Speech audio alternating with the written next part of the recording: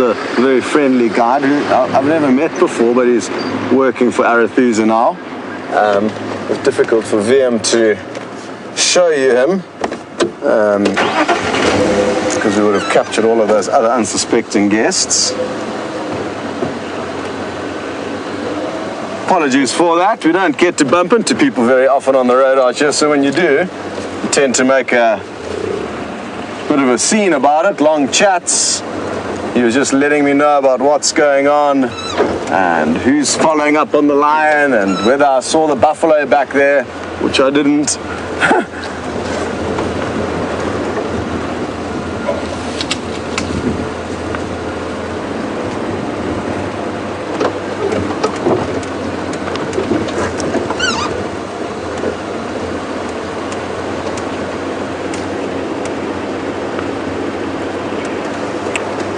So the vehicle that James is on arrived back from a seriously long stay at the health spa, where it was getting lots of treatment and attention, and now the engine and everything mechanically with the car is working very well, but it's taking a little bit of time to get all of our equipment back in there and synchronized and working as it should be. So basically, James is battling to find signal on quite a few parts of Djuma.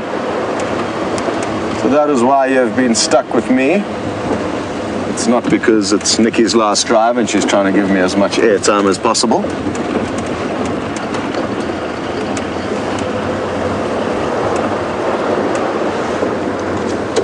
Hello, Impalas. Oh, there's quite a small youngster in and amongst there.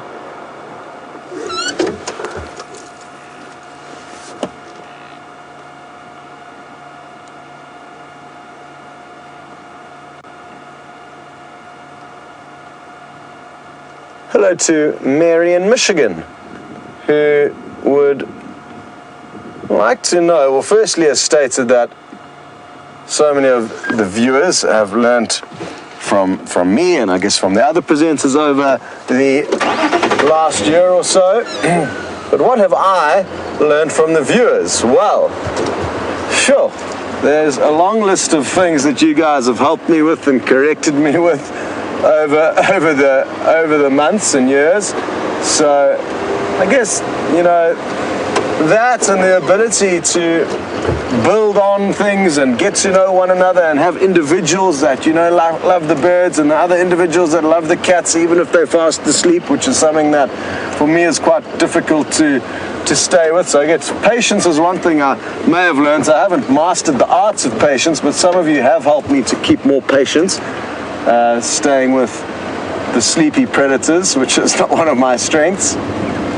And yeah, I mean, countless things on this live safari experience have grown and built me as a guide, and I look forward to possibly taking some regular guests around and seeing what that is like after being with you guys who are seriously seasoned safari goers in relation to a lot of the guests that you would deal with on a typical safari. It's usually first or second timers, whereas the majority of you guys are way beyond that. So the level of guiding that we can go into is considerably deeper, I feel, than on your kind of average regular guiding that the guys are doing at the camps here. Most people only come to Africa once. Obviously you get a few repeat guests, and like I said, obviously you guys are the repeat guests that we get to take out day in and day out, and that's made for some wonderful experiences and things to learn for both of us, I think.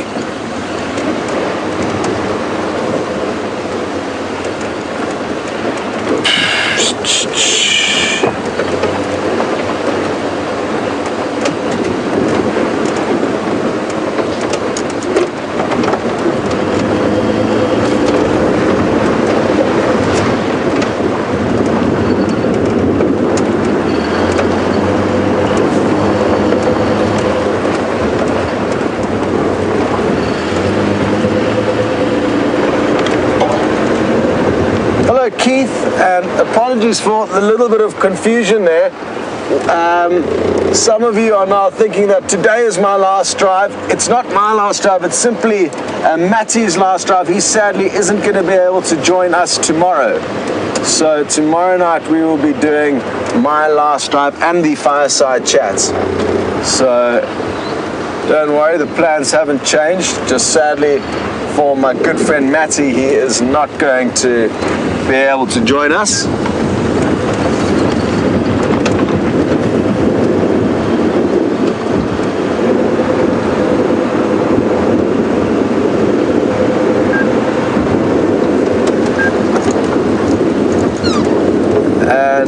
Another thing that's exciting to look forward to for tomorrow's drive is not only the fireside chat, but leading up to that, Nikki and I are going to be teamed up together.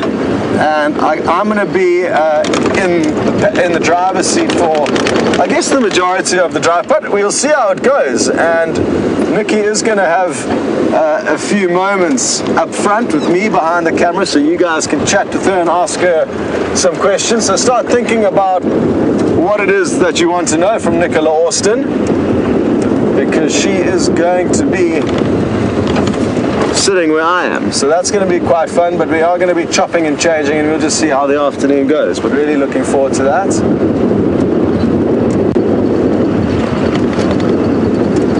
And for those of you who may have tuned in recently, it is Nikki's last afternoon in the final control room. So she'll be enjoying the whole day out tomorrow, but obviously she is sad to be doing her last drive for the time being.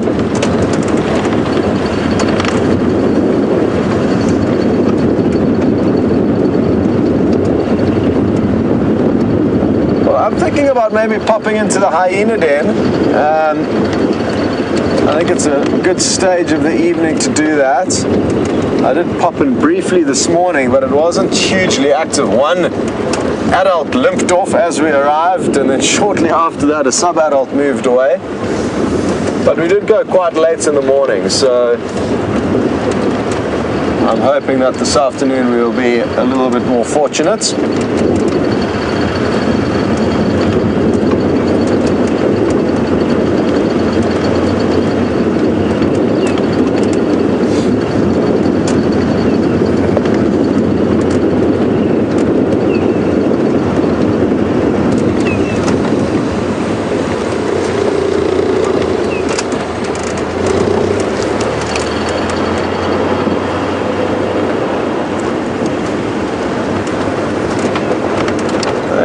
We should be at the Hyena den in the next 5 or 10 minutes, depending on what we bump into along the way. But we are going to be sending you back to James, who has found some signal for the time being, so why don't you go and see what he's been up to. Sorry about that, everybody. We were driving along madly trying to get it back within signal range. Completely normal, I suppose. I mean, Wendy's guts were ripped out, basically, and we had to put them all back in again. Well, I say. Viam and Eugene had to do that. And so what it means is that basically everything has to be reconfigured. And so that's why we are unable to get any signal from most of the reserve at the moment. We were at Bivelshoek Dam. We saw one elephant there and one blacksmith lapwing, so you didn't miss anything there. And we're now on Gallagher shortcut. We'll go down towards the watering hole here and see what we can find. Oh, these drongos are chasing a little raptor. There's a little raptor just flew in here. I can't see it. It looked like a little sparrowhawk. There it goes. There. It's dived down to catch something.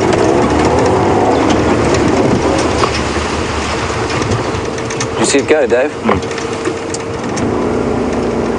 Watch the drongos. They're the ones who will tell us where he's gone.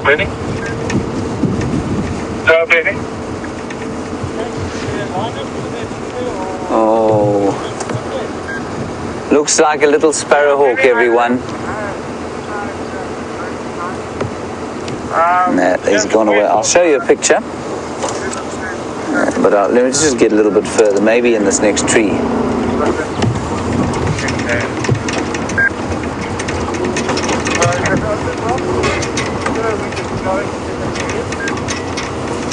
Just listening to the radio quickly. I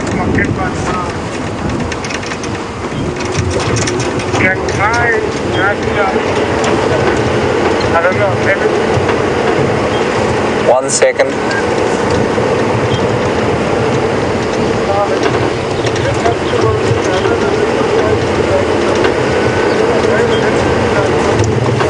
Okay. Sorry about that, everyone. So a little sparrowhawk or something. Let me have a look here.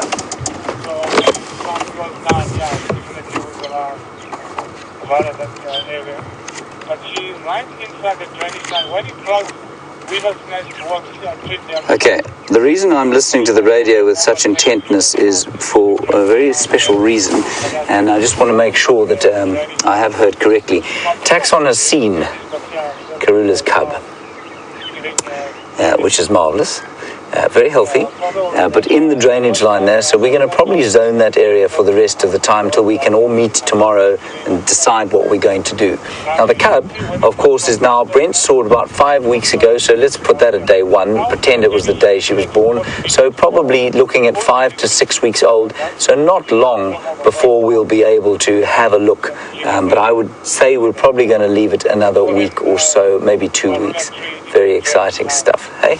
Great. Okay, I just want to quickly show you the picture of the little sparrowhawk that I saw chasing some poor little bird.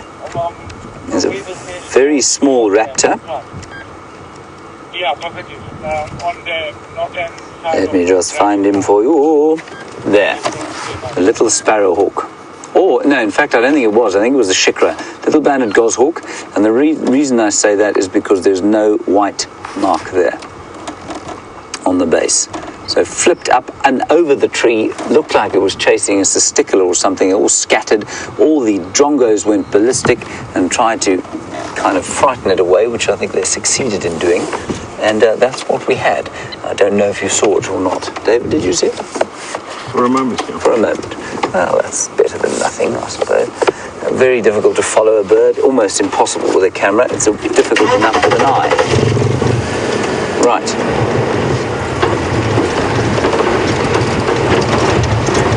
On we go.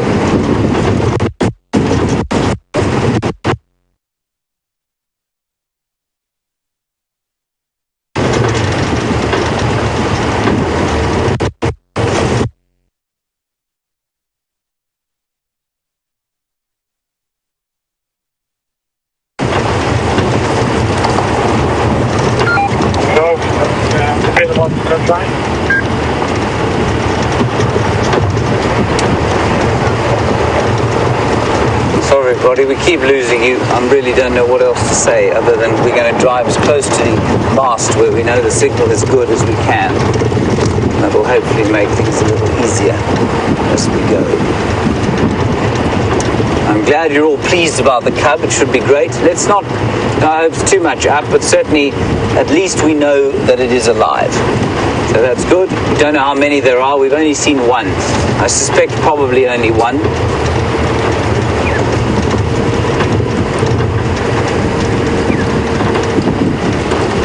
Just get into some slightly better signal area here.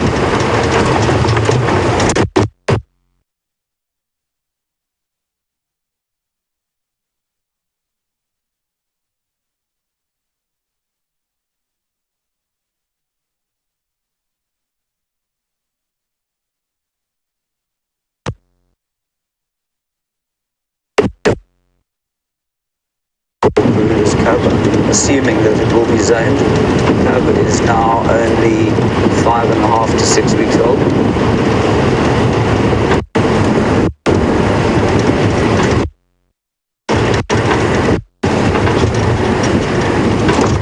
Let's go across to Scott until I'm in a better signal area, everyone. Go ahead, Bernie. Welcome back, everyone. I was just turning down the game drive comms there because there's an excitement of chatter regarding Karula and her cub.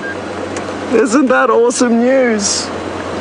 Oh, no, everyone would love desperately to see exactly what this little critter looks like, but You're just going to have to be patient, because for now it seems like that cub is a little bit too young still, and we're going to leave it in peace for the time being. I just thought I'd quickly pop in here to Sydney's waterhole, see what's going on, and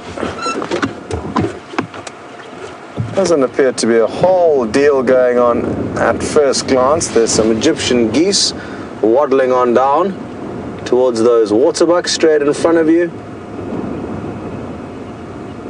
Now what's interesting here, there's this one adult female waterbuck with 2 baby waterbuck. And twins do occur in nature, but very, very seldomly. So I wonder if that's a twin, possibly it's an orphaned calf, or possibly there's just another waterbuck nearby and we just can't see it. Well, we may never know the answer to that puzzle, but you guess you can choose. You can either say that they are twins, or one's been orphaned, or one's mother's simply around the other corner where we can't see it. So those are the 3 options. We'll never be able to ask them, sadly, what's going on. I wonder how much longer that body of water is going to last. I guess it all depends on when the next rains are going to come. So both of those questions, I guess, go hand in hand. But interesting times lie ahead, and even though the drought is very harsh for certain animals, it does make it easier, make life easier for certain animals like the carnivores. And it's something very, very lucky that all of you are going to be able to get to witness over the coming months. The last drought was in 2002. I've never experienced one, and now I'm leaving midway through, so I too am going to have to try and keep on joining into the live safaris from elsewhere. If not at least the highlights.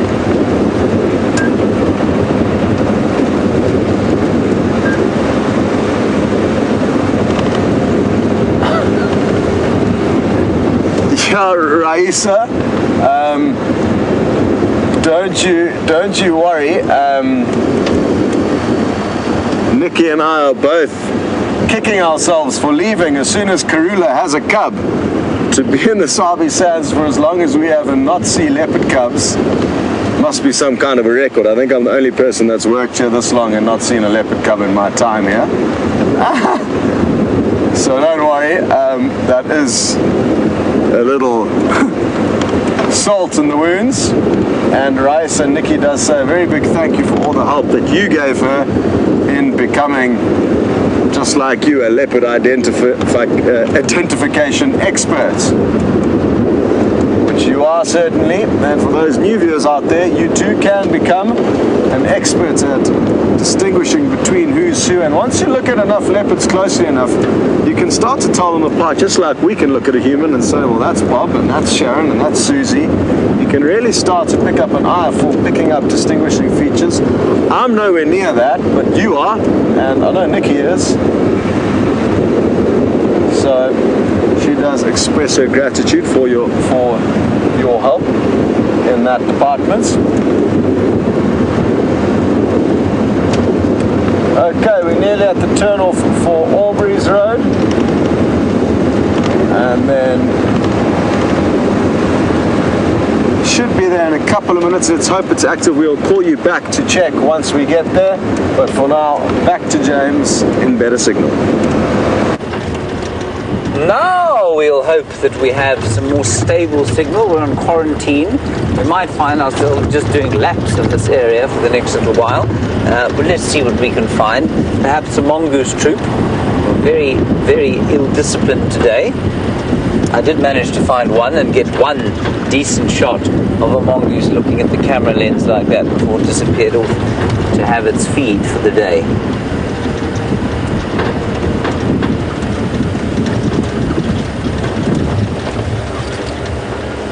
Benny, come. And I'm so pleased. Here, I'm so pleased, Debbie, that you enjoyed my little mongoose video that we made today. And you say, what language was it that I was speaking? Debbie, it was Shingan, as you say, and all I was saying was variations of the word for mongoose. Dwarf mongoose, which is matsigito. So I was just kind of saying that fast and slow in the soundtrack, and it's got a nice rhythmical onomatopoeic word, and so it worked quite nicely. Well, I think it did. Art, of course, is entirely subjective. Massive herd of impala here. Stunning.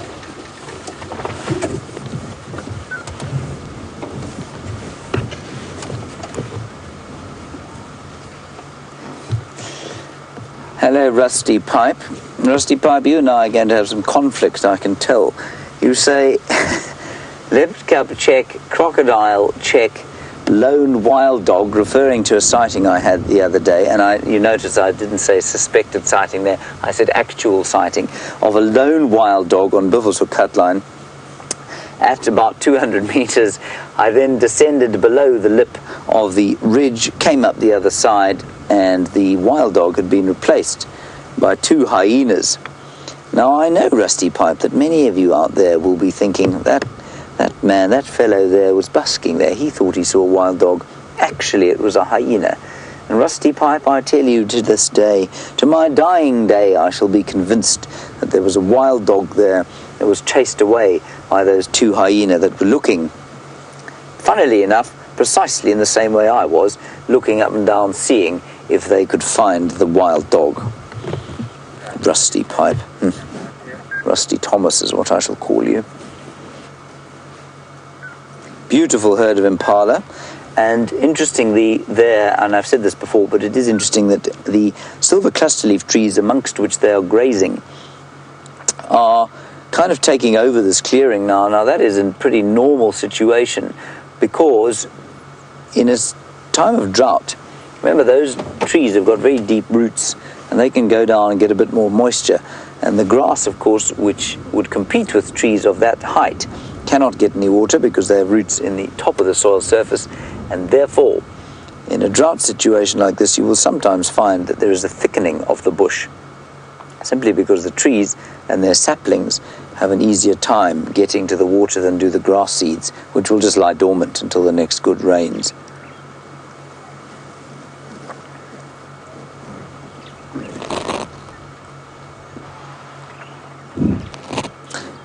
Hello, Alice, you're in Ohio and you wanted to know if anyone has seen Nelson, the one-horned impala of late. Nelson, so named, of course, because he not only did he have one horn, he had one eye, like the grand old admiral of the Battle of Trafalgar, and we haven't seen him for a while, Alice. We had a suspected sighting of him the other day, but then I'm not convinced that it wasn't me who saw him. And so, Alice, I fear me Lord Nelson has kicked his clogs, as it were. Right, Scott has gone to my, probably favourite place on the reserve, and he's having some action there. Let's go to the den.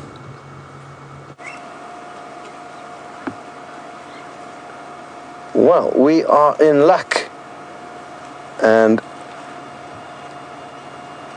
look at this. We've got a couple of youngsters coming to say hello to us. Hello, you two. Are you coming to get some pieces of wood to nibble on with those little razor-sharp teeth of yours?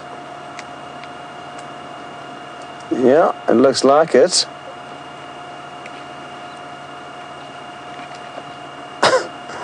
They are such cute little youngsters. Not that many of the youngsters out here aren't cute, but there's something about these hyena that is just absolutely adorable. And this one's coming right up to the vehicle here. Hey you. No, you cannot chew on the tire.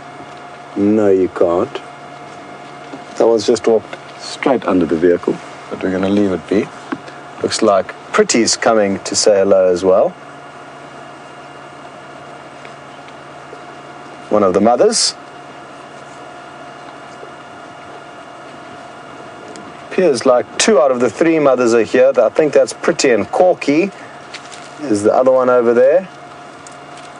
With that big notch out of her left ear. Not as pretty as Pretty, that's for certain. And she looks quite uncomfortable in this heat.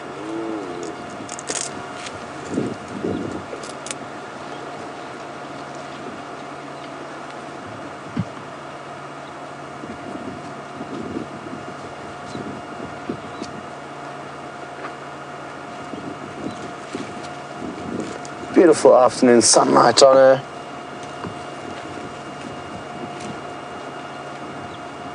And I'd love to know where the adults rest up during the day. Probably not too far from here. Oh, looks like those 2 youngsters are getting excited with one another.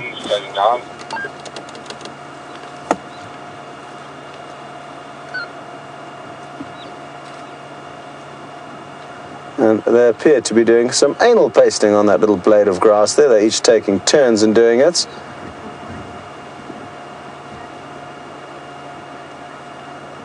And the smallest one there has got a small little white tuft on its back left foot, and that indicates that it is December 1.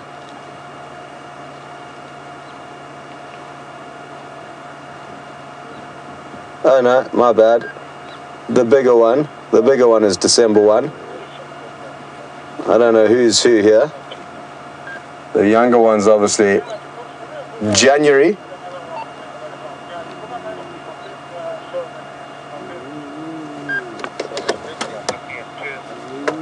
Just heard some great news over the radio waves. There's not 1, but 2 cubs with Karula. Can you believe it? Even that little cub looks excited with the news.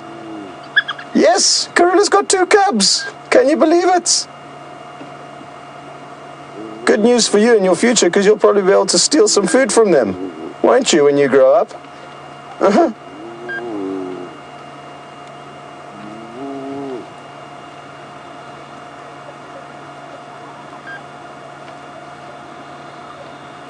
Look at that cub. It's got the mad sprints.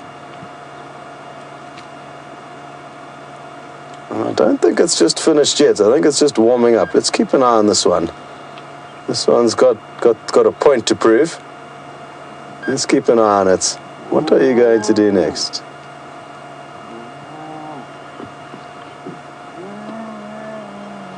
Can you hear another one of the adults is vocalizing? Sadly, we can't see exactly what's going on up there. But that's the one that's vocalizing, the one that I thought was pretty. It could be another one.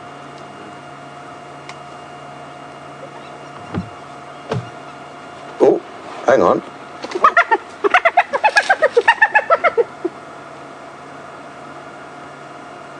Oh, that is the alpha female. Look at that. Look at all the dust. Whew. And her very full belly.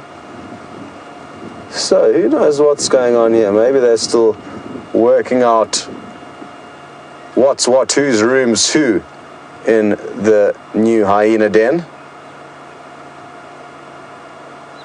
This female on the right wasn't looking in the best of shape. She doesn't look comfortable. Look at how she's licking her forelegs to try and cool herself down. She's even been licking her own face to try and keep cool. And that evaporation from those wet legs will aid in that cooling. She looks like she's just not in the happiest of places. What I think we should do now is quickly reposition and maybe go around onto the other side of the mound, and then we can kind of see what's going on with that alpha female. I think we will have a better view into that little burrow from there. So we're going to link to James while we maneuver around there, and we'll see you on the other side. Goodbye. We've hit a stroke of luck here, people. There are giraffe and zebra everywhere I look. There we go. Beautifully lit, backlit by the setting sun. If we pan to the right, Dave, we'll see the great swathe and plethora of animals that we have here. Now, update everybody is that there are 2 Karula cubs. That's quite nice news, isn't it? I'm not sure when we're going to go in and have a look at them. It definitely won't be today, but there are 2 Karula cubs. Very exciting stuff indeed.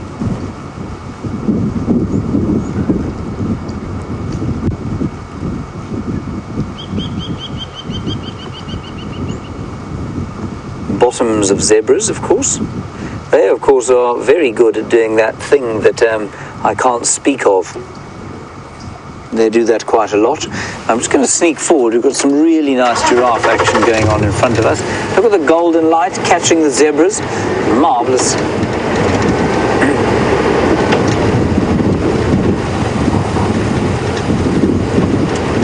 One, two, three, four, 5 giraffe. Impala everywhere. Oh, there's even, let's just have a quick look there. There's an impala and there's a buffalo. So you've got 1, 2, 3, 4 different mammal species in one spot. Heavens, where was all of this lot for the last 4 days? That's great. There he is. We'll just go a little bit forward. I was always amazed, of course, and I've said this before, but people will come on safari and they say, well, you know, we want to see the big 5. And you say, well, don't you want to see giraffe? And then they, you know, and they say, well, isn't that part of the big 5? And the answer is no, it isn't, but a buffalo is. And I'm afraid I struggle to see how a buffalo could possibly compare in magnificence with a giraffe like that. Gorgeous redhead female giraffe. And I say redhead because of the sort of chestnut tinge to her markings. That's quite unusual. But I mean, giraffes do show a lot of variation in their colors. Males tending to the darker, females tending to the light. But I've seen females with almost black markings on them before. And males likewise with very pale markings.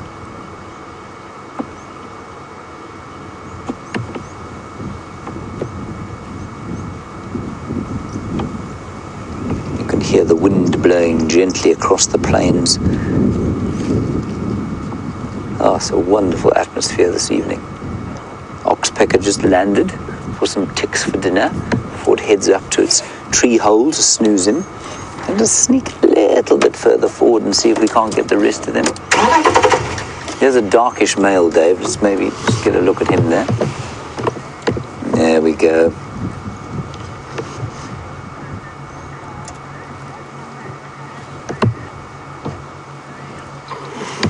Interesting. Lael, very nice question about zoos, and do we have any here, given the abundance of game reserve areas that we have? Lael, we do have zoos here. There are a couple of very famous ones. The Johannesburg Zoo does some amazing work, as does the Pretoria Zoo. Certainly used to. I haven't heard much about the Pretoria Zoo of late. And I mean, I know zoos can be controversial places, but I'm afraid I'm of the opinion that they are, first of all, a last resort reservoir of genetic material for threatened animals. So from that respect, I don't have a problem with them. In principle, obviously the way you do it is enormously important. And they are also, of course, enormously important for showing people who will never get into places like this the animals and creatures of the wild, and without that it becomes almost impossible to connect an urban person with the wilderness. And unless an urban person feels some sort of connection with the wild, then conservation efforts, I'm afraid, are going to be in vain.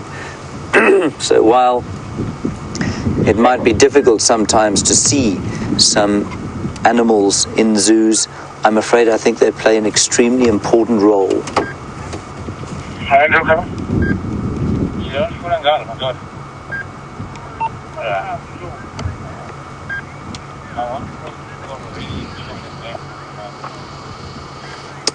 And Maurice, while you're asking, sorry Dave, can you just come back to the female? And there's a buffalo standing right next to her, and she's watching him.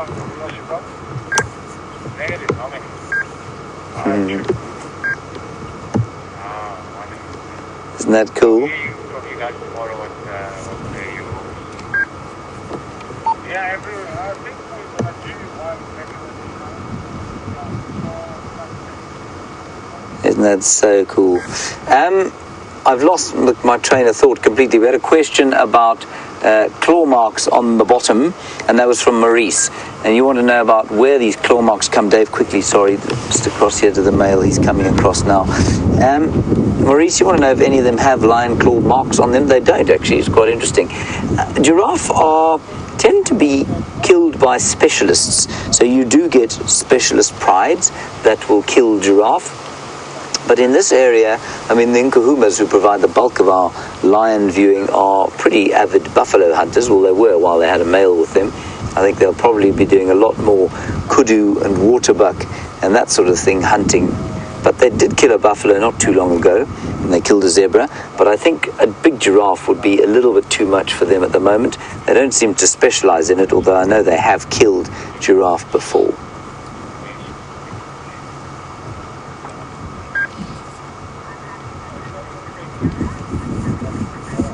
Right, let's go back to the den. Scott's repositioned, and he's got some more interesting stuff to show you. Look at how cute this scene is. Ooh. This youngster, this one that slunk off here, got a big fright. I'm not sure why. It's chewing on a bone. I don't know if a shard of bone went into its palate. It's kind of scrunching up its nose a bit. Either that, or this tiny young cub over there gave it a little nip and gave it a fright. But something caused it to get excited. And interestingly, even though that cub is much smaller than the one that ran off, hierarchy plays a huge role in these animals' lives. So, sure. It was an unexpected bout of excitement that essentially ruined the moment of mother and cub that we were enjoying. That little moment of tranquility and cuteness there.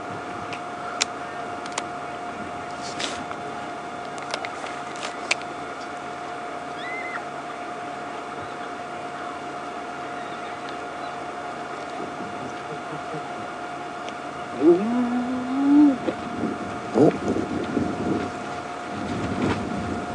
You need to be careful. The matriarch's getting a little bit cautious there of all these individuals coming up and greeting.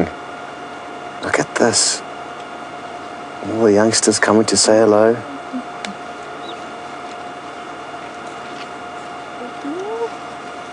I love the audio they make.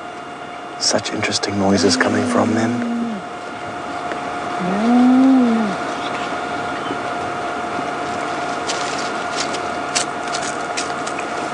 Look at how cute that is. Can you believe it? Putting on a real spectacle for us here. As to whether or not they may have excavated further, judging from all the fresh white soil that is lying at the base of this tunnel, I think that's a very good observation. I didn't notice a major difference from when I was here earlier this morning, but then again, maybe I wasn't looking very closely.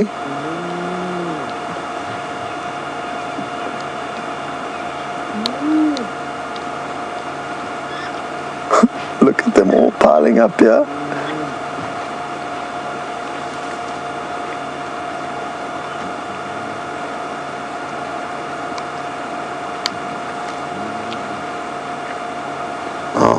I really wish they would let off one of their full whoops.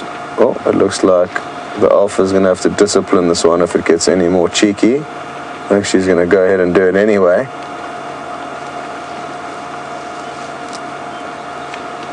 Even that other youngster, she's not tolerating playing with her own. They are getting royal treatment from their mother. Fascinating how young wild animals can be so much more obedient than young animals that we as humans try to raise.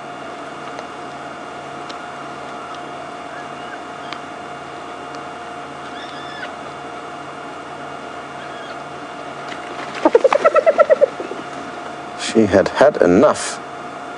Enough of what? I don't know. That other individual wasn't being rough, was only being playful with the other youngsters. But the matriarch clearly didn't like that imposter.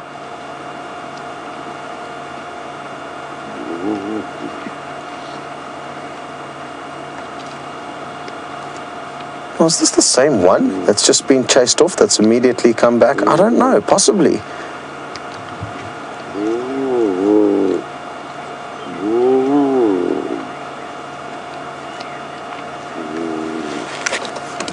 Hello, Brian, in Philadelphia. You would like to know the gestation of a hyena, and I've actually forgotten, but I would be confident in guessing that it's going to be very, very similar to that of a lion and a leopard. I'm going to say it's around 90 to 100 days. But I'm sure somebody's going to double check me, so as soon as the first person has double checked that, please let us know. Good to know you're watching, Brian.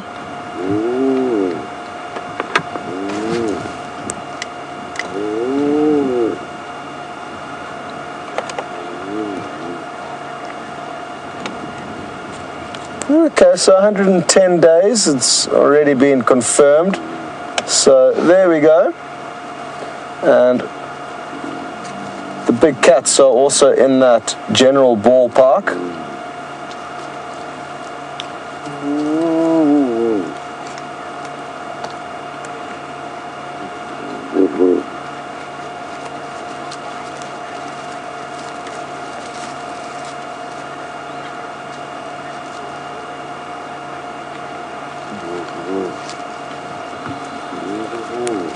Hello, Gilly in Milwaukee.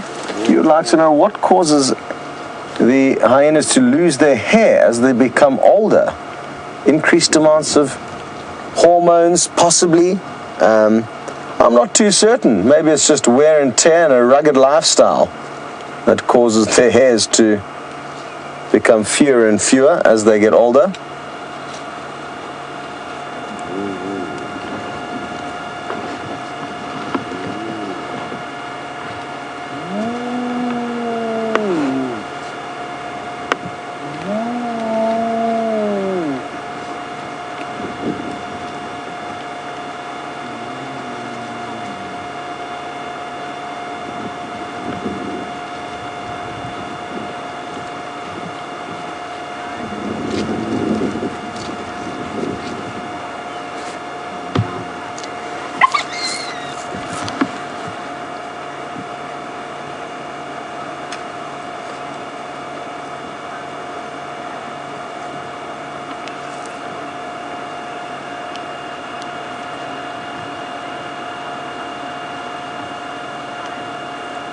Well, Brian in Philadelphia, thank you very, very much for the kind words that you sent through, and it was wonderful to meet you when you were Archer. I'm very glad I did, and be sure to let us know when you are coming out on your next safari, and who knows, maybe Nikki and I will be able to pop in for a visit then as well.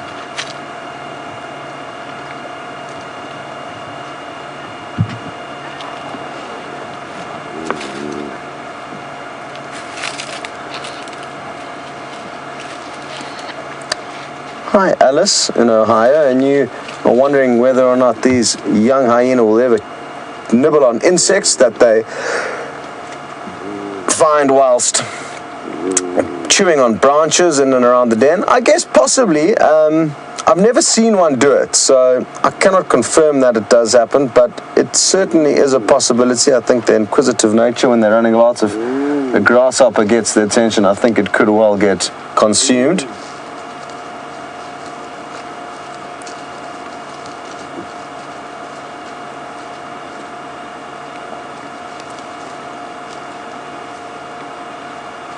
It's going to be interesting to see what happens. I think some of them are going to start heading off now. But let's give it a moment. I did see one slinking off a moment ago. There was a little anal pasting there on another little blade of grass, you may have noticed. Kathy, you would like to know if this alpha female, the one that's lying down, is pregnant again. I don't think it's possible for her to be. I think she's pregnant with tasty food. So she's just had a successful night out last night, and that's why her belly is protruding so much. I don't think it's physically possible for her to be pregnant again so soon after giving birth. Her cubs are probably only 1.5 months to 2 months of age at the most.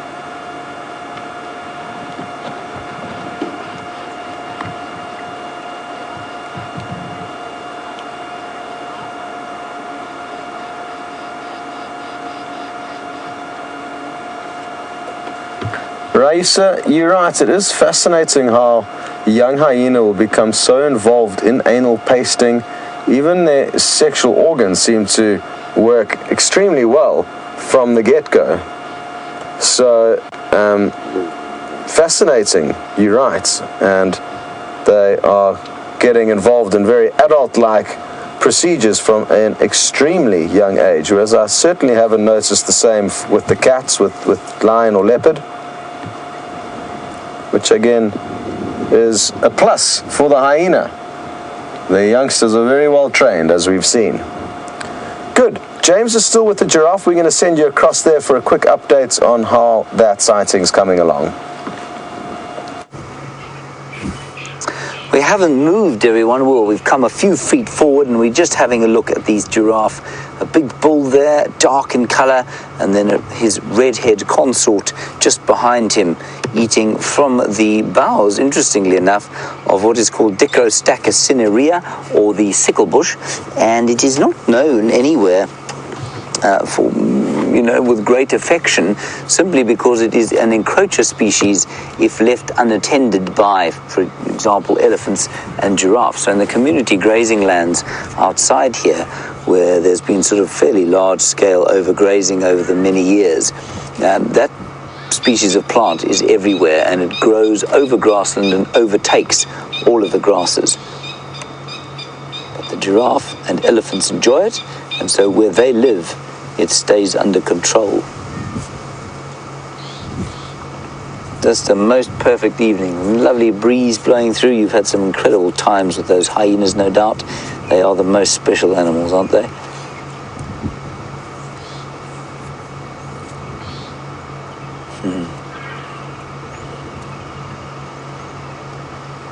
Just enjoying a pleasant evening meal.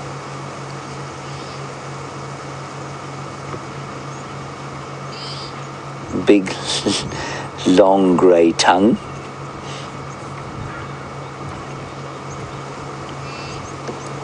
Which of course is covered in a very carefully, well, not carefully, but cleverly designed epidermis, which of course we had to question about the elephants and how they managed to eat such thorny, hard stuff.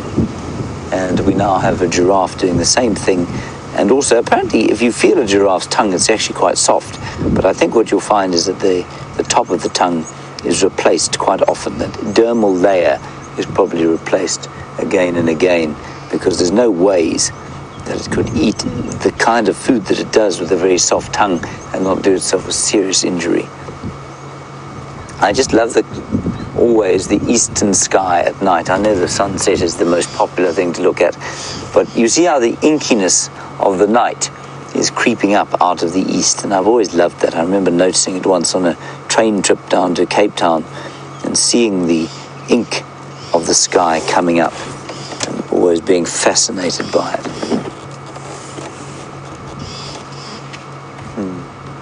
Some alarming birds ahead. Let's just go a little bit forward and see if we can't see anything there.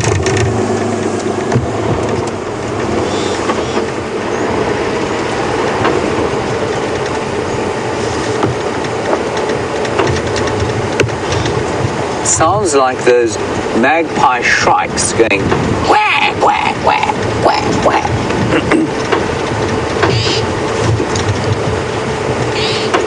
I know they did have a nest around here, sort of in the early springtime. There it is, it's a youngster. It's a young one there. You see it there? Yep. There are a few of them. And I know it's a youngster because its tail is short. There are a few of them up in this scraggly leadwood tree. we are, flying off. And I used to think this was an alarm call, but I'm coming to suspect it's maybe just a kind of, it's probably the same call they make when their parents are when they want their parents to feed them. And of course their parents are past feeding them now. They're probably just sort of seeking out some kind of, some evening meal, which they're not going to get anymore, of course.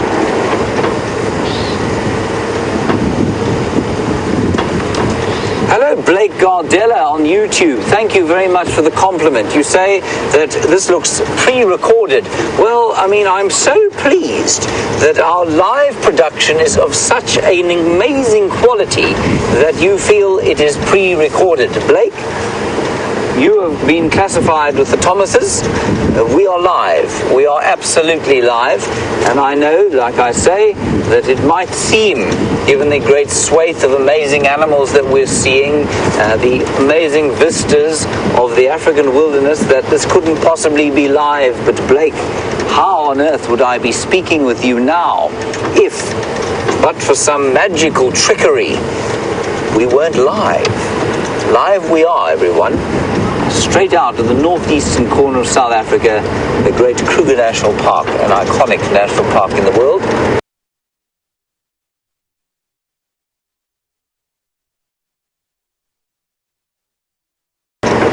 Live and in high definition, no less.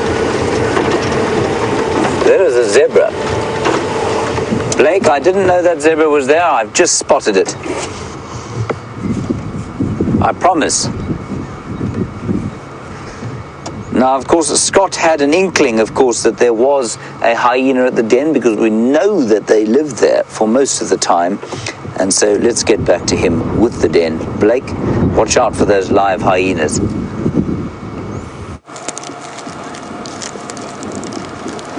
Sorry, Blake, was James taking that a bit too far? Don't worry, I also wouldn't believe if somebody told me this operation was live. So that's the good news, is that I can definitely relate with you. Look at this action. You came on safari on a good day, Blake, and I'm very happy that you are here with us. Oh, we still good? Yep. I just lost picture on my monitor, but it was just a cable. I thought we may have lost feed completely. Hello, you. Have you been enjoying Mummy's milk? You are heir to the throne, you lucky thing. Well, either you or you or your brother or sister. I can't tell who's who yet, but it is one of two siblings. We are incredibly lucky to have this hyena den, and incredibly grateful to James for funding it. Okay, off you go. There's a berth. Can you tell me when you can see? Okay. And hold it. Is that right? Everybody, there's a zebra giving birth there. There's a zebra giving birth. This is a zebra giving birth. Oh my God, look at that.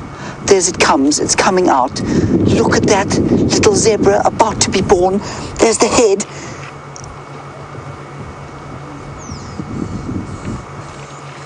Oh, you clever mare, well done. It's born, everyone, it's born and it's alive and it looks fine.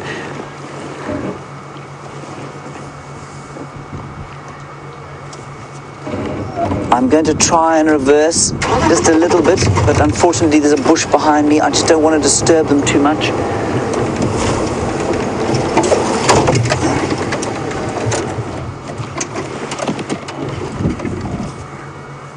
Look at that. Oh, you clever girl, well done. Oh, this is just too magnificent for words. I've never seen this. In 10 years, I've never seen a live birth before. Get up, you clever thing, come on. That's the amniotic sac you can see there, still inside her.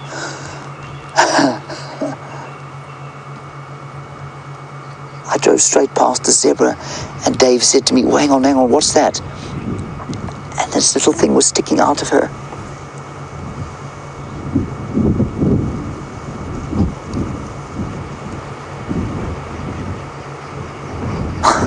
Coughing out there, breathing perfectly.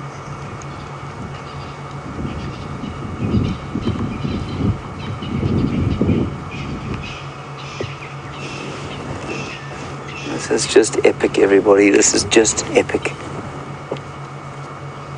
I'd like to move a bit more, but I can't. I'm afraid I've backed right into a leadwood tree.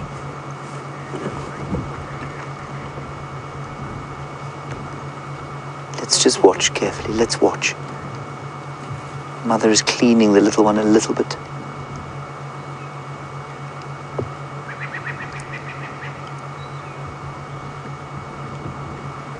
Look.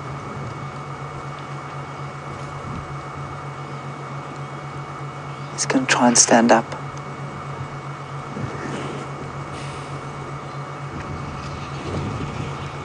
Oh, this is just too wonderful. Look at breathing there. You can see it breathing in the last embers of the light. You can see it breathing.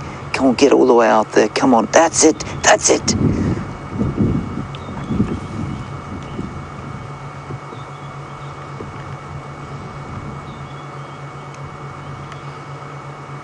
How that enormous thing came out of that poor mother. Oh, my goodness. There. That's it. That's it. All the way out. I think it's out now.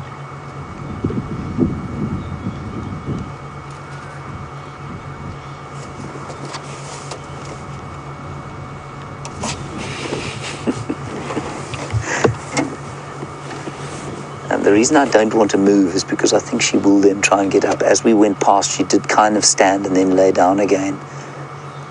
So I could do a little loop around and just get a better view, but I'm afraid for now we're going to stay right where we are, see what she does.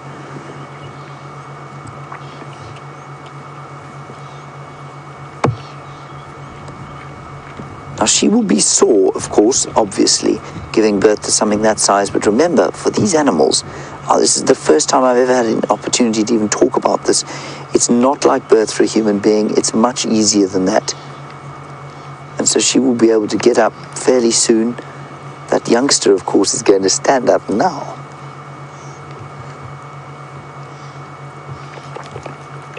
You hear that? Shaking its head, free of the amniotic fluid.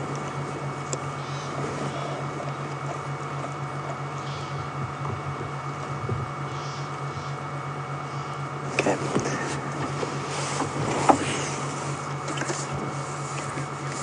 And I mean, zebras are not seasonal breeders. They are fairly aseasonal, but there'll be a peak during the wet season. So I mean, it would be normal for them to be having foals now, and we have seen a few foals around, little ones, but they will peak, they will birth, throughout the year.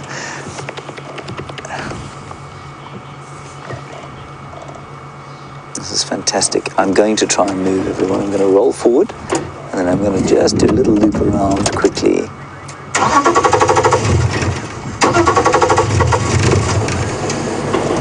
Dave, we're just going to do a loop around like this, very slowly, so that we can get a proper view. We're not going to get any closer, but we're going to get an easier view. There we go. Now, we're also obviously not going to put a light on this situation here. I just was a little bit close there. I don't want to affect her behavior, obviously, and a little thing like this doesn't need a great big flashlight on it. Oh, look. Isn't that spectacular?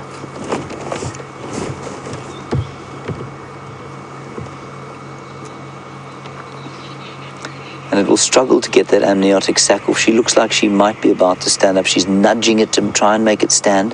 We've seen lots of foals around, and I think I've probably been overestimating their age. Look at it. Come on, up you get. Up you get, little fella, come on. Before we have to go off there.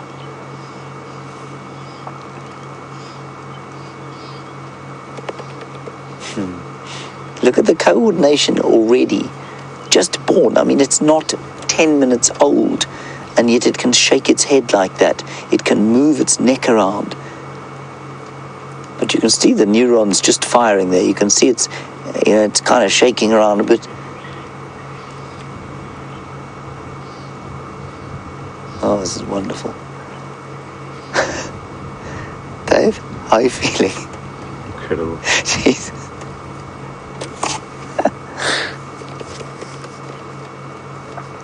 Now, in theory, within half an hour, that thing will be standing. And I'm so pleased, and I never thought I'd say this, that the Nguhuma Pride is nowhere to be seen. Well, no lions around here at the moment.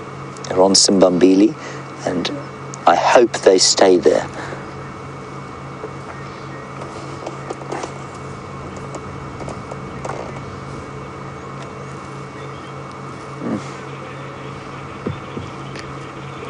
And as all of you are saying, there's an enormous outpouring of amazement at what is a tender moment out here. And I'd get ragged for it quite often. There she's going to get up. I talk about the savagery of the wild, but this is just quite the opposite, the tenderness and perfection of motherhood. Look at that. There we go. That's totally normal. She'll wait for the afterbirth, of course. And now she'll help the little one, hopefully, to stand up.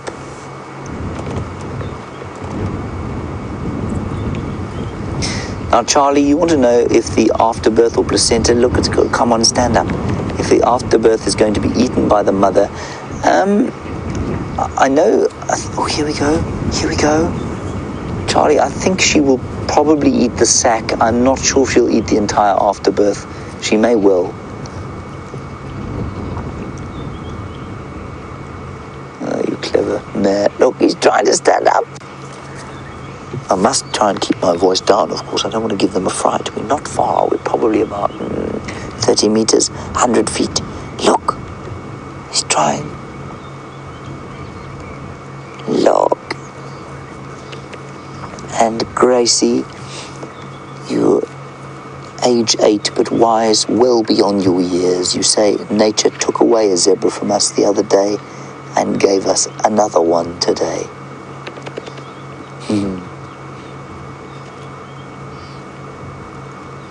Oh, look. Come on up, you get little thing. Yep, nearly.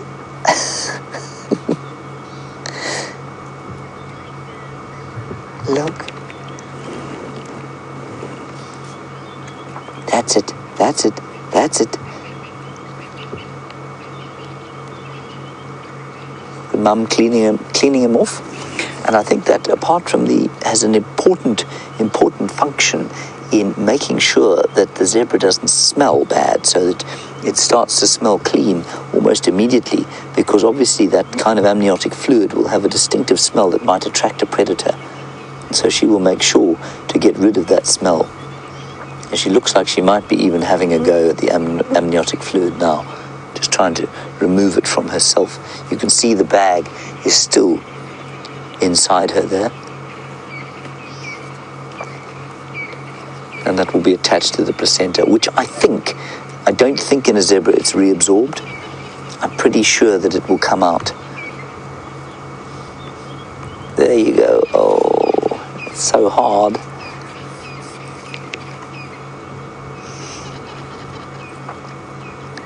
Of course, it's next. There. Come on.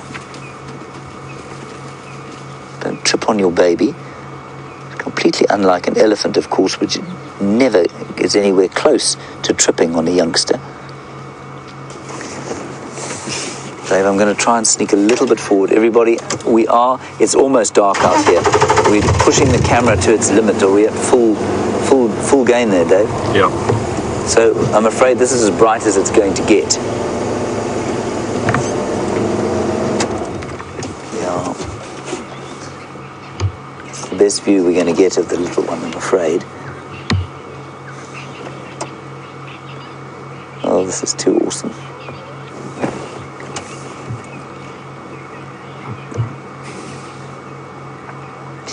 Now, Draw, you're on YouTube. You want to know if she's stimulating the baby with licking. I know so little about this, and I think we probably all do. I'm sure there's an element of stimulation. I'm sure there's an element of the baby now bonding with the mother. That's it. Come on, up you get, little thing. Bonding with it, probably imprinting the stripe pattern or imprinting the scent. Oh, yes, so close. Or imprinting this, the smell, and there'll be an element of, I think, just cleaning to get rid of the scent. They'll walk away from here as soon as that little one can get up. how small it is. It's so tiny. Oh, that's it. Oh.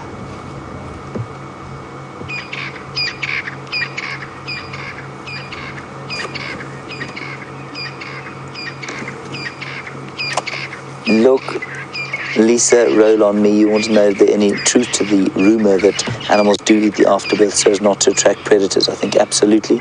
I also think that it's a major nutritional cost to give birth to an afterbirth, and to waste that nutrition would be silly. So there are two major reasons, especially for a herbivore like this. You can see the neurons firing in that little thing's brain, telling its muscles, you are strong enough, get up.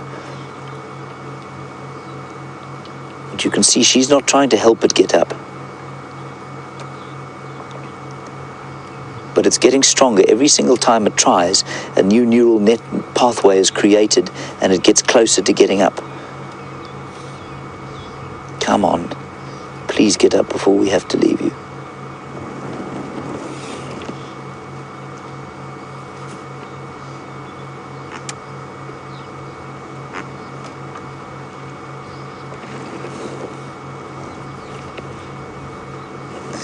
Now, Cat in Tampa, you make an interesting observation, which is not entirely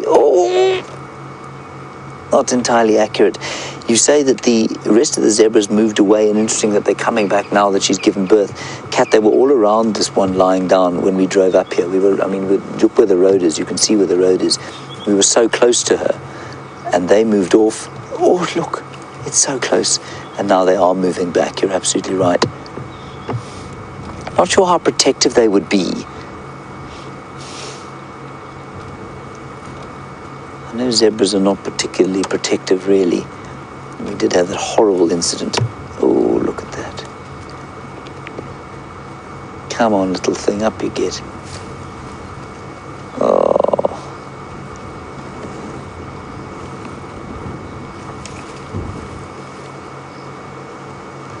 Yeah. As you say, Zoe, Dave sure has been baptized in the Wild Earth experience. Dave doesn't know what it's like to take a quiet drive. Well, one or two. That's it. I think I'm getting overexcited. You take your time, little thing. Well, not too much time. Do it before it gets dark, please. So Dave and I can, with our naked eyes, we can hardly see that at all. It's just a kind of blob. The camera is blowing out the outline, of course. I'm sorely tempted to turn on the side light, but I'm not going to.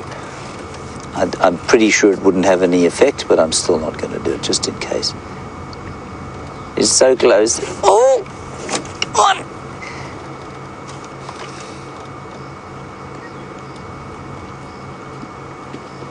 And the effort to do that. Takes a human how long? 12 months. How long have we been here, Dave? About 20 minutes.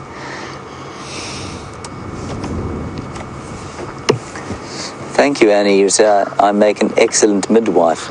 I'm not sure that I agree, maybe? Thank you, Annie. Come on, get up, little thing. Up you get.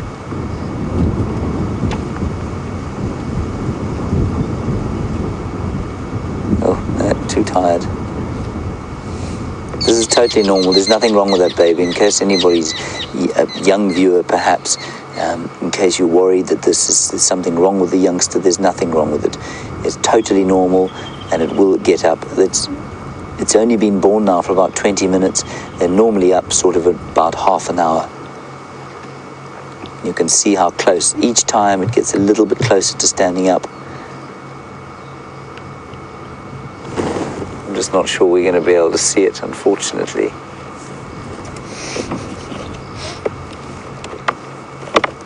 Dave, that's about the best we can do, isn't it?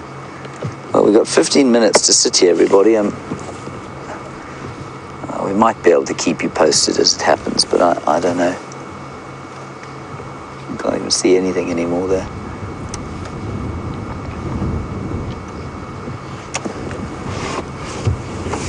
Dave, I'll tell you what. Let's just move a little bit forward.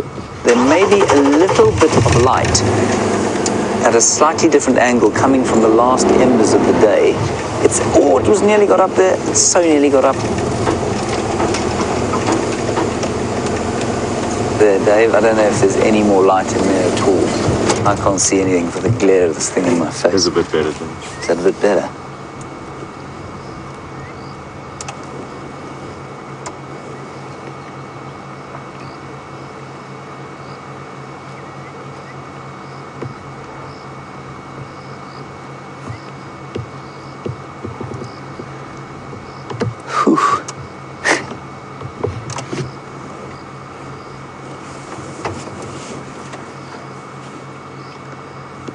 So I can I can see a small shape there. She started eating the sac. She started to eat the amniotic sac. You can't really see that, but that's what she's doing. I'm just going to narrate this to you, I'm afraid, everyone. I can just see the little one. It's still trying, but it's obviously quite tired now. She's now eating the sac. There. It's nearly got up. Still on the front. Oh, yeah, no. I think it's going to take another 15 minutes or so before this little thing stands. Still those jerky kind of neurological movements. Those nerves are firing. The muscles are clenching. If only there was a moon, that would be very helpful. It's trying. Still just the front end up. Still not the back end yet.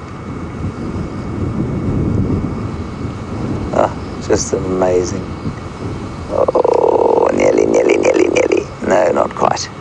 I know you can't see anything now. It's just darkness.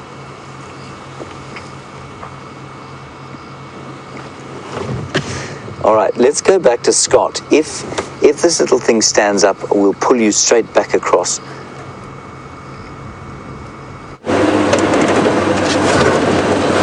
Wow, that is a Safari Live first since I've been here. We've managed to get a few wildebeest birds, but never a zebra.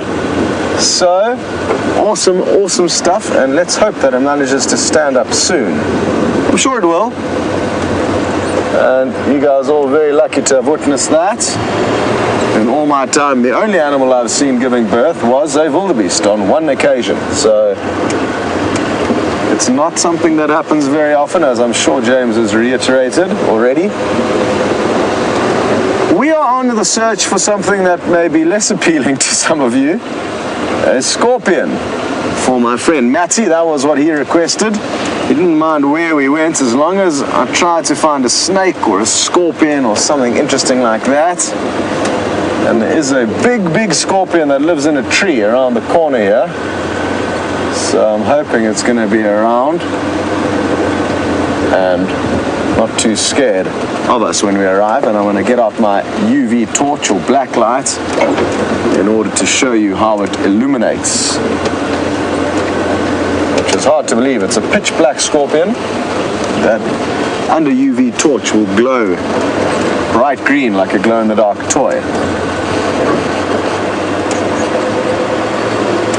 Now, there will probably be many scorpions in various other trees or many other trees in this area, but because he's a very big one, I think we should target him as opposed to trying to find some small ones, because all you really see is their pincers sticking out of their ambush hole.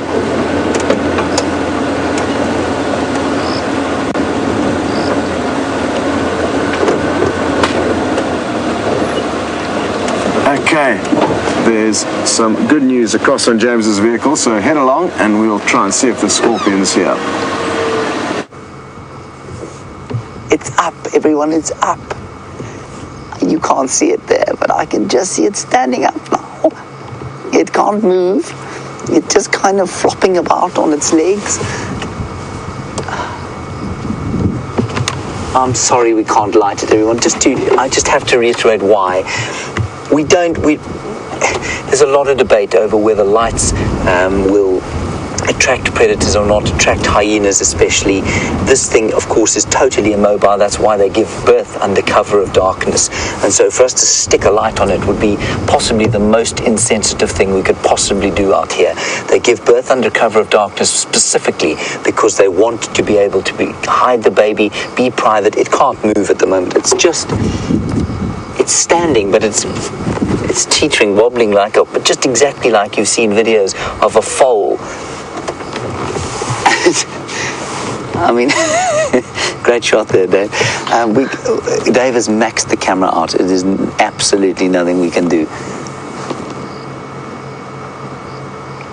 And so I'm afraid I'm simply not prepared to put a light on.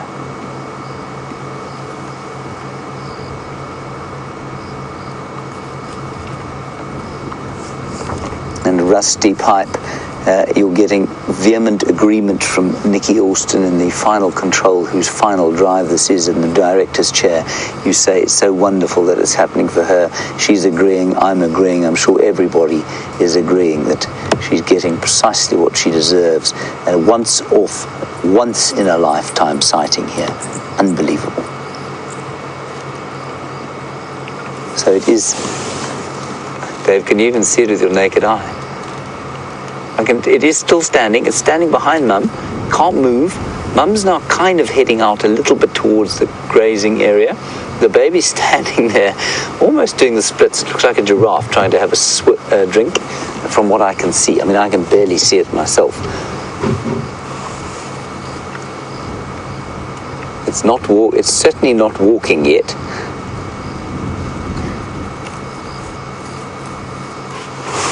All right. I'm going to link across to Scott. He's looking for a scorpion for young Matty, who I think is Scott's biggest fan. So I'm going to sit here. I'll keep you updated as to what happens, but let's go to Scott.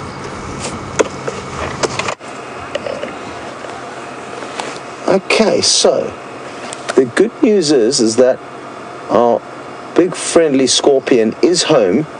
He's in a small crevice in the center of this tree trunk, and I can only see a tiny little portion of his pincers sticking out at the moment. So what I'm going to do is I'm going to climb onto the hood of the vehicle and see if my UV torch doesn't illuminate. The little black section that you can see in that little hole is its pincers, and you'll see that as soon as there we go. You can see how black the pincers are there with VM's regular flashlight. Now what I'm going to do is I'm going to ask VM to dim that light, and I'm going to climb onto the hood and shine my UV light, and you'll see how it looks.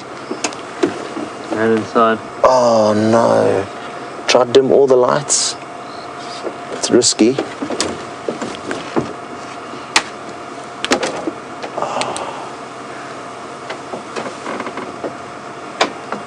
Can you see anything there, VM? You see a little bit. Tiny bit. Okay. Well, Maddie, at least you can see a tiny little bit. What I'm going to do is I'm going to try and grab a little stick here and see if I can't tease it out.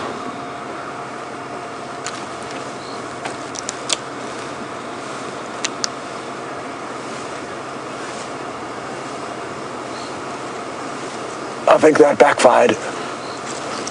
That definitely backfired. Okay, sorry, Maddie. That didn't work as planned, and I think we've chased him further into his hole. But you may have got the slightest little glimpse of those little pincers. Well, they're actually quite big pincers in this individual's case. I wonder if we can't try and find you another one somewhere else that's a little bit more willing to show you, but we don't have much time, Maddie. We don't have much time.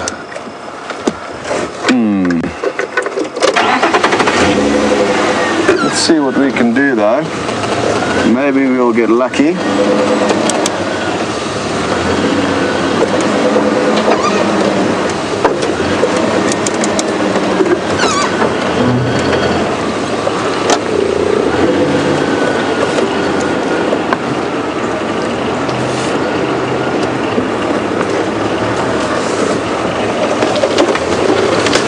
Jill, in Oregon, you would like to know what is the biggest snake I've ever encountered whilst here at Safari Live, and it was a African rock python of about 3 meters. It wasn't very big as far as rock pythons go, but that was the biggest snake I've seen here.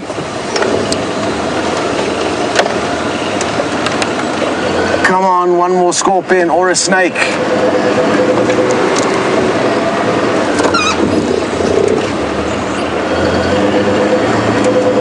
And that is actually on my wish list, Jill, to see a large African rock python before I go. Interesting though, the Sabi Sands for me hasn't been a great place to see African rock pythons. I haven't seen too many, and the ones that I have seen also haven't been very large. Whereas in Zululand, a little bit further north of my hometown called Durban, there you get some absolute monsters and quite high numbers. Up to 5 or 6 meters and as thick as your upper leg.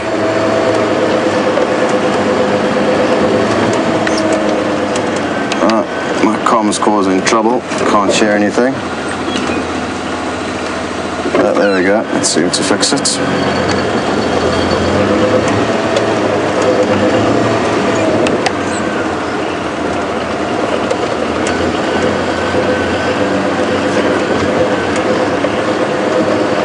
Hello Ainsel Ages, you've asked to see some bush babies, and we could get lucky, although in the coming... Oh, I think there's one sitting way up in the tree there. Oh, too far to see. Oh, there you can see the eyes. Let me creep forward a little bit. Oh, it's a genet. Oh, look at that. Look at how cool that is. Look at the silhouette. Fascinating. Wow. We got very, very lucky. This is by far the best genet sighting I've ever had with you. Look at its ears tweetering from side to side. How awesome. Now, sadly, we're not going to be able to get too much closer to it. Let me try and shine the lights on it just to see if we can't see a few spots.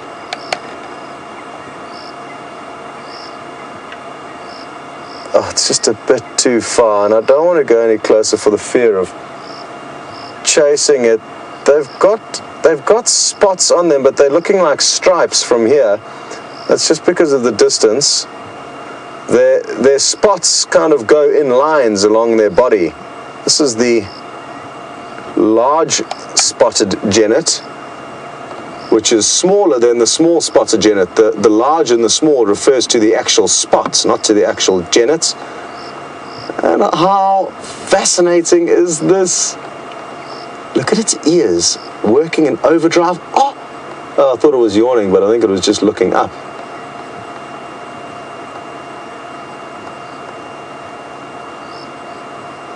So it's essentially like it's like a cross between a mongoose and a leopard, you could almost say. They've got very short legs, but a gold coat with black spots, quite large eyes.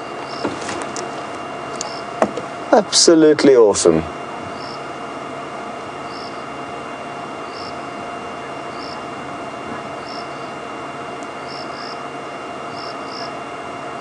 Well, we're going to leave this little genet to be, and that's another special scene, and quite fitting as it is Nicola Austin's final drive. Nikki, I'm sure you've enjoyed it. It sounds like it's been great fun to be in your seat today, and well done for all of the hard work you've done since you've arrived on day one. It's been incredible to see you develop into the wonderful director and basically guide now. She's picked up so much knowledge in such a short space of time and is keeping us all on our toes now. So thank you for everything, and well done. We're going to send you over to James. It's been awesome. Yeah. Well, an unbelievable afternoon. Zebra birth. We know Karula has got 2 cubs. It's fantastic. But a sadness, of course, because in the last time I will have Nikki Austin's dulcet tones in my right ear. And I just want to say what an immense pleasure and privilege it has been to have those dulcet tones in my ear over the last almost year now, and how much I have learned and how much I've appreciated and enjoyed your incredible sense of humor. I'll probably say the same thing tomorrow, but it just has been an absolute joy, and I've learned so much from both you and Scott, so thank you. Thank you to all of you for your contribution to the drive today. It was immense. Thank you very much, Dave, and of course to Scott and Viam on the other vehicle. And after their tea party, wonderful tea party, and a big thank you to the zebra, of course, who was so graciously showed us the birth there. So much of wonderfulness here in the African wilderness. We will see you tomorrow at 05:30. Stay safe and happy wherever you are. And remember this evening, Scott and Nikki, as you go about your day. Bye-bye.